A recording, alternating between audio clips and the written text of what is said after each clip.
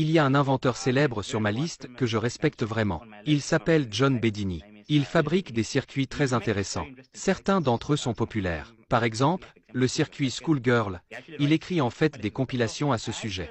Donc en fait, je voulais vérifier si c'était vrai. Car peu importe à quel point quelque chose semble bon, il ne faut jamais, vous savez, être naïf. Il est toujours bon d'être sceptique. Cela ne signifie pas que vous ne croyez pas, mais simplement que vous essayez de tout rendre infaillible. Je me suis donc dit, d'accord, je vais essayer ces choses. Je pense que la première chose que j'ai faite a été d'essayer certains des circuits. Et à ma grande surprise, certains d'entre eux ont fonctionné de manière très bizarre. Vous savez, je ne m'attendais pas à ces résultats, mais en fait, oui, ils fonctionnent.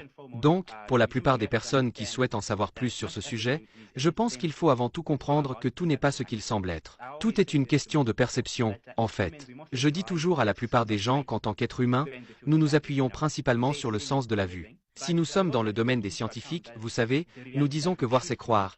Mais nous devons aussi tenir compte du fait que la réalité que nous choisissons de créer provient, disons, de moins de 0,0035% du rayonnement électromagnétique disponible que nous pouvons voir avec nos yeux.